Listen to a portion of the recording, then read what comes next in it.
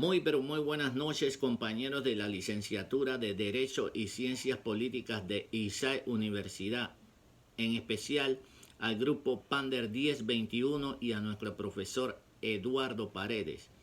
Mi nombre es Jairo Saldívar y en la noche de hoy vengo a presentarles el tema que lleva por título Las organizaciones criminales y sus diversas modalidades delictivas en Panamá. Antes de iniciar, quiero traer un mensaje a colación. Educa al niño y no castigarás al hombre. Pitágoras.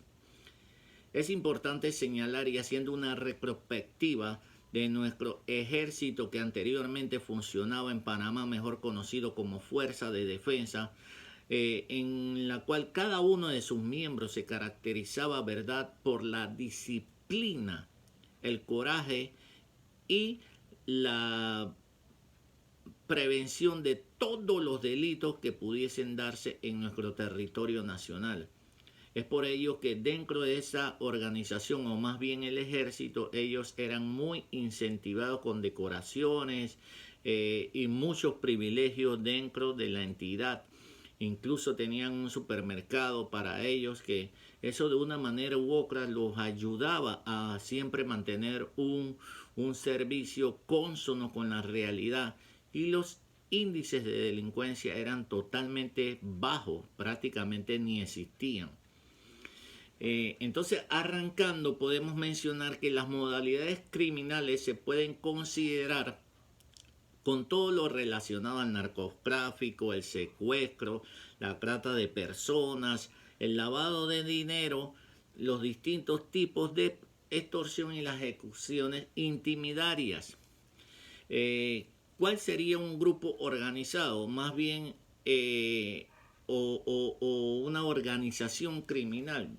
Somos del concepto que estos son grupos fortuitos, o sea, que se crean de la noche a la mañana y no tienen una función específica. Más bien la continuidad y la condición de miembros dentro de estas organizaciones delictivas se mantienen o se desarrollan en base a lo que nazca del momento, ya sea un robo, un homicidio y demás.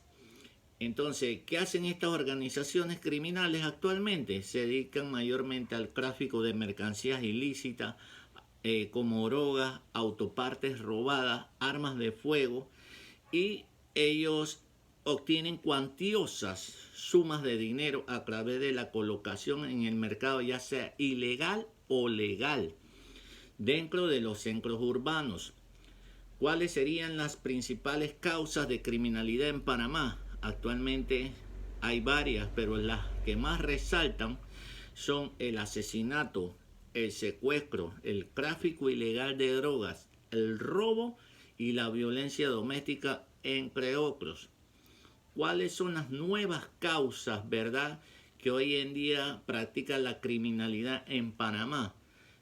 Han surgido nuevas causas. Entre ellas podemos mencionar los delitos informáticos, ¿verdad? Hoy en día se dan muchas estafas por estos medios. Por eso es que ven a cada momento en los diversos medios informativos, ya sean televisivos, periodísticos o en las redes sociales, este tipo de delincuencia organizada a través de las denominadas delitos informáticos, y cada día se incrementan más y más en nuestro país, así como también la falsificación de pruebas serológicas, la alteración de tanques de oxígeno. Y cuando le llamamos alteración de tanque de oxígeno es que toman la mitad de un tanque de oxígeno para que el mismo porte a la mitad droga y en la otra mitad el oxígeno. Esta es una manera de evadir los diversos puntos que colocan, ya sea aduanas, la Policía Nacional y demás. Entonces, en este sentido, usan esa manera para delinquir e introducir la droga en el mercado. Un punto muy importante que quiero resaltar son los asesinatos en Panamá. En Panamá, en el año 2000, ¿verdad?, el porcentaje por cada 100.000 habitantes era del 90 en concepto de asesinatos. En el 2015 posteriormente, por esos 100.000 habitantes, el porcentaje se incrementa al 11.38%. Y hoy en día, o más bien hablando del año pasado, esta misma cantidad en concepto de porcentaje, es decir, los 100.000 habitantes, se incrementó al 12.86%, lo que es preocupante para toda la nación y las autoridades. En ese sentido, soy del concepto que se debe crear una política de Estado para atacar estos flagelos y evitar que cada día estas cifras se vayan incrementando. El secuestro en Panamá. Actualmente el secuestro más llamativo o más ponderante ante las autoridades es el secuestro express, en donde por todos los secuestros que se dan, el secuestro express marca un porcentaje del 90%, altísimo por cierto. El secuestro express se trata de personas o delincuentes que secuestran a una persona con la finalidad de sustraerle todo lo concerniente, ya sea su dinero, prendas, relojes, celulares, e igualmente los autos, y las víctimas de estos delincuentes no se atreven a formalizar una denuncia toda vez que son amenazadas e incluso muchas veces son víctimas de ataques con armas de fuego. Los secuestradores hoy en día, esta práctica ha bajado en concepto que los dineros no son tan fáciles de conseguir en concepto del secuestro que ellos realizan, en virtud que tienen que ejercer muchas negociaciones y en ese sentido no les conviene, ¿verdad? Este tipo de negociaciones, porque muchas veces están ligadas a la policía y son presas de la policía en ese sentido. El tráfico ilegal de drogas en Panamá. Panamá se ha convertido en una conexión directa de trasiegos de drogas, ya sea vía marítima, por nuestras fronteras y muchos otros medios, ¿verdad? Entonces, en ese sentido, los delincuentes utilizan prácticas de transportes descontrolados como son los autódromos, e igualmente las costas, puertos marítimos, y también podemos mencionar que de las carreteras. Y esto va ligado a la FARC, que es la Fuerza Armada Revolucionaria Colombiana, ¿verdad? Que han contribuido al aumento de este flagelo. Actualmente las autoridades panameñas, a través del Senafrón, tienen una lucha constante mediante los fluviales o las costas, en concepto de atacar el volumen de este tipo de flagelos. Los robos en Panamá. Siempre y se han mantenido los que tienen que ver los robos a mano armadas y los robos y asaltos. La violencia doméstica en Panamá.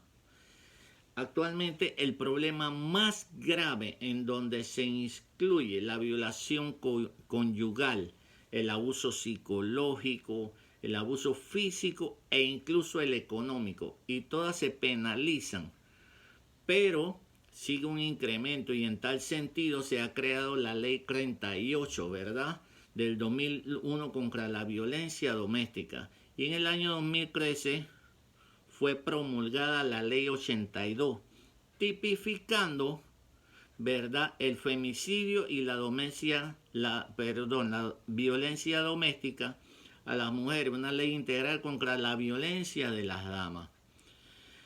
Pandillas en la calle.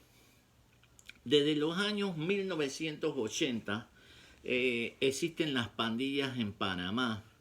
Recuerdo claramente cuando solamente en Panamá, porque vuelvo y reitero, teníamos una fuerza de defensa que era muy tácita en el ataque de este tipo de flagelo, más bien la delincuencia. Entonces, En el año 1989, ¿verdad? Con la desaparición del ejército panameño y la invasión de Estados Unidos a Panamá, se regaron muchas armas. En ese concepto se van creando las pandillas. Eh, Anteriormente solamente existía una pandilla que era el Clan Agua. Posteriormente, con esa diversificación de armas que se dieron durante la invasión y que fueron repartidas por los denominados Codepadi y los mismos miembros de la Fuerza de Defensa, una vez el ejército de Estados Unidos ataca a Panamá, esto fue como el génesis de las grandes pandillas que hoy existen.